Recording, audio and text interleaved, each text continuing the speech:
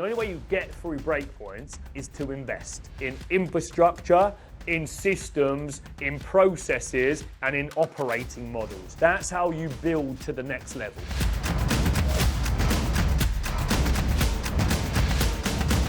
So we're back with another CEO meeting, and this is the biggest one that we've had today. As you can see around the table, this senior team has grown significantly over the last few months, and I'm very, very excited about the new people joining the team. I'm excited about the existing team being part of this growth journey, and I'm setting this business up for massive, massive expansion going into 2025. And you guys watching this are getting to see how I'm doing it in real time. So this really is the playbook. I'm excited for you to come on this journey. 2025 is going to be a hell of a ride. It's going to be full of many, many challenges, many ups, downs, I'm sure, and it's going to put every single person around this table to the test and see how far it is that they can go. I'm excited to push each and every person around this table to see what they're made of, and I'm excited to bring in new people as we continue to scale up. This meeting is all about this team. Okay, fantastic. So thanks for coming, everyone. Before we start, I'd like to welcome two new members to the team. Lindsay over here and Alex over here. Let's give them a nice round of applause. I would also like to welcome Kasha as well, because you know, you've kind of been here for a little while now, so you work your way in, but you're a new member as well, and it's great to have you, yeah? I think we'll do some more high-level discussions here today, and almost some housekeeping, really, as to where we all need to be thinking, yeah, and prioritizing. When you're building anything, everybody knows here that first and foremost, you've got to have an infrastructure. Yeah, there's got to be a foundation, and there are levels to that foundation to be able to support business growth, to be able to get on top of building systems and processes, to get the right reports. And as a business scales to the level that we are, it's all about the resource that we have to be able to lock it down. Hence the recent investment in two new head of operations in Lindsay and in Alex. And as this business continues to scale, there will be further investment into operations. Just a reminder for everybody, we have Lee Shepherd joining, I believe, around the 8th to take position as COO. So we're really heavily investing in the operations. So now it's about having the team that can execute on delivery, and it's also about having the team that can execute on development. And as you will start to see this company evolve, there will be two types of activity that will be happening throughout this business. There will be the development people, and there'll be the people that are focused on working on delivery. And so the aim of the game here around the operational efficiency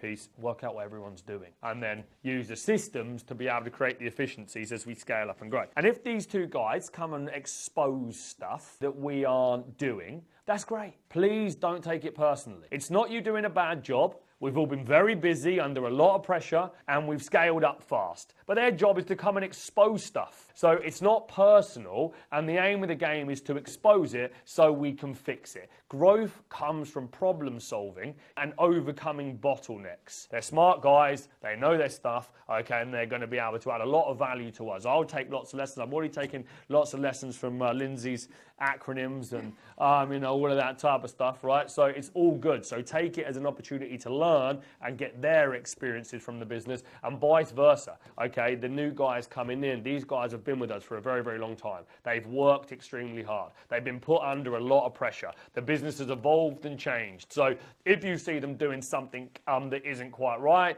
then, you know, have a soft conversation with about it rather than making them feel like an idiot. So I wanted to bring up annual leave and sickness, because this is something that I think we were all a little bit unclear of. So what I asked for each of the senior managers around this room was to let me know if you were sick, okay, or needed the day off. Some people have done that, thank you very much, and who've been on point with it. Some people are still going to Sadie. Sadie does not run this company. Sadie knowing at 8 o'clock in the morning that you're not here, and me not knowing that you're not here, and Sadie having to tell me adds no fucking value to me when I'm walking into the building and I'm thinking, right, we've got a big team to run.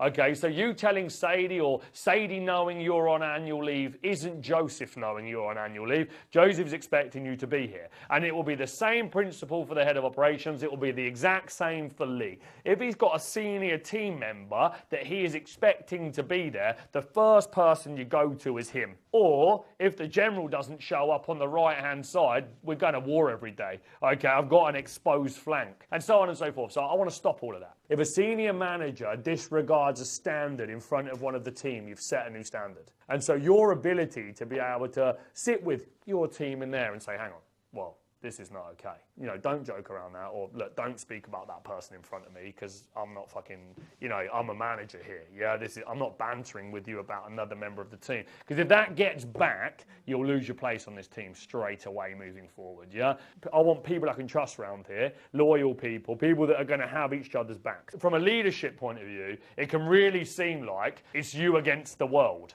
Okay, and what I'm trying to do by investing in the senior management is to have a management team that enforce policy down to the rest of the business. First and foremost, that might mean that you take a look in the mirror and you level up your own standards. This business is no longer in a position, by the way, where it's a one-size-fits-all. Yeah, what your role is and what somebody else is and what your department is and what somebody else's department is not the same. Just like I've set with Christmas hours this year, some people put it on a rota, but there were some roles that cannot be off. I don't want in that department or that role going, oh, but they get to have it off. No, I don't fucking care. You are in a role where you can't have it off, especially in the bookings department. If the leads are getting booked into the new year, okay, and we need to hit the ground running with January, you can't have the time off. I can't let you. Their business costs are nearly £750,000 a month. It's just impossible. This is not my first rodeo. And I appreciate that as the business grows, things will change within the company. Things have to change within the company. And that fits with some people and it doesn't fit with some people. I'm not emotional about it and I completely understand it. And as we grow, you've got two choices. You get on board with what's required as part of the business and the growth and you get excited by it and you see this as an opportunity to evolve, or you go, fuck that, I'm not doing that, I'm not doing this is how it used to run. And I understand it. And you can always come to me and say, Joseph, is there a new opportunity?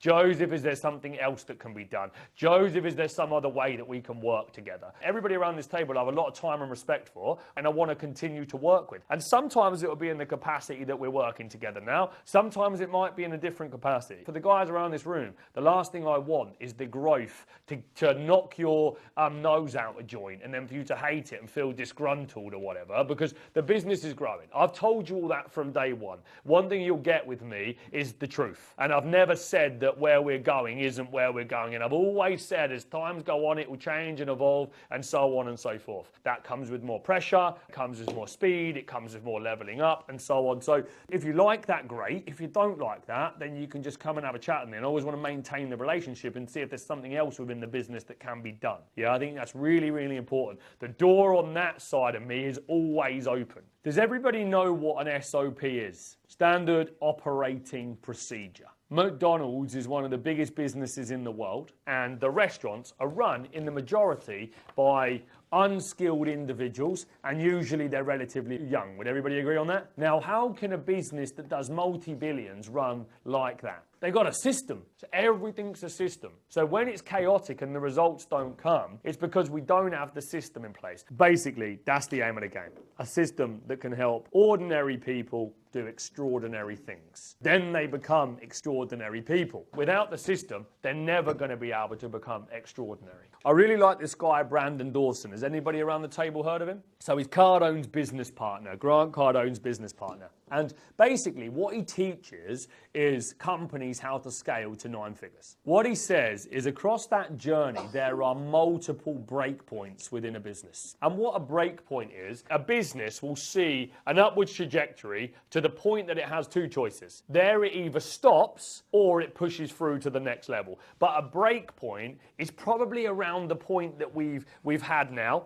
We've probably just come through the other side, I would say, with the appointment of Alex and Lindsay. I could have gone backwards or I could have kept pushing forwards. It was only sustainable, this business, if a lot of us were working 6 days a week, not just me. Okay, there's a lot of people putting in a lot of hard work, and some people want to do that and some people don't want to do that. So the investment in the infrastructure means the shared responsibility. And so we call these breakpoints. And the only way you get through breakpoints is to invest in infrastructure, in systems, in processes, and in operating models. That's how you build to the next level.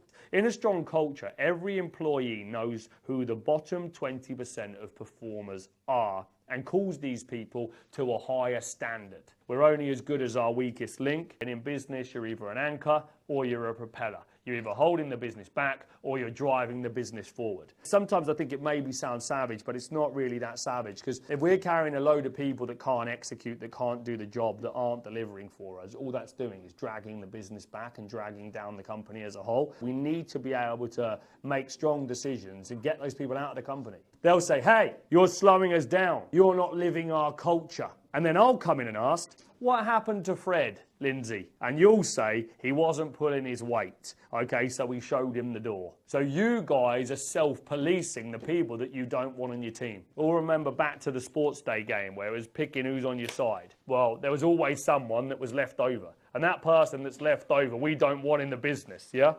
I wrote on here, Cowboy Builders. What's a Cowboy Builder? Cuts corners is the main one that I'm looking for. I've been looking at some things that, recently, and I've seen some stuff which is non-excusable to allow people around this table to have let roll out. A real lack of accountability to the detail, which people of this level should be able to notify and see. If you were working with me and we were working in the physical trade, we would know straight up. You used to be a tradesman. You guys have had tradesmen, dealt with tradesmen. You know straight away. You know, if a fucking guy paints your wall wrong or fucks your floor up or doesn't do your driveway properly or doesn't put the boiler in, you're going to call that motherfucker up straight away. Because we build internally in business in a different way, we don't see what we are cutting corners on as Cowboy Builder standards, do we? It's not something that I've said before or used as terminology. I've almost let it slide. Why would I have let this slide? I can't believe it. And why has the person not picked it up? Because any technician as a plumber, most of them know if they're rough or not. You know, that's the terminology on trades. He's rough, that guy. He just slaps it in, whacks it done. As long as it puts water through the pipe or it wires up, it's kind of done the job. The Entre-Report system not being built properly or communications being sent to customers that nobody's checking. I see you as a Cowboy Builder. I'm not going to be too savage here, and I'm just making a point, because this time I'm going to do it nicely. I've let it slide myself, so I've let that standard slide. I won't let it slide again, but I have let the standard slide across the board. If you put something in the system and you know, like if it's a customer or a lead or whatever it might be, and you know that something is going to go to that customer and you can't be bothered to check, okay, or you don't know, and your job's fundamental as part of that process, you're a Cowboy Builder. You're cutting corners. I don't want to see that moving forward. I don't want to see half a system, and you can use the same terminology with you guys. If they can't be bothered to put notes in, that's just like a plumber not connecting up the pipe properly, isn't it? Would you all agree with that? That's the person that comes and fits the carpet and can't be bothered to take the rubbish. It's the same as the building standards, really. They're just doing it on a system. Can't be bothered to respond, or whatever it might be. It's just not acceptable standards from here on in. And hopefully relating it to Cowboy Builder makes everybody, you know, nobody wants to be a Cowboy Builder. Nobody wants to be tarnished with that brush. You know, tradesman, it's the worst thing that you can be called, as far as I'm concerned. So you don't want that terminology. So just don't be a Cowboy Builder. So I suppose the only other major change that's going to happen in the early part of the year is that Lee's going to be joining the business. But again, I see that as a real positive one, but it will just be different. It'll just be you guys getting used to Lee running the day-to-day of the business. So I think just to give you a broad outline of what my headspace is and my vision for 2025 is, now I really want to lean into making a huge event machine. So I'm thinking, just so you're all clear, way beyond the 12 Trade Mastermind events. What we want to build up there is a machine that whenever I say, Natalie, turn this advert on, we're going to do this event, it can follow the perfect repeatable process. We might do a millionaire mastermind, we might do a 7-figure business builder, we might do a property discovery day. The opportunity for scale on the events alone is massive across more than just trade. That's where the big activity is. But next year, the events will do about 21 million.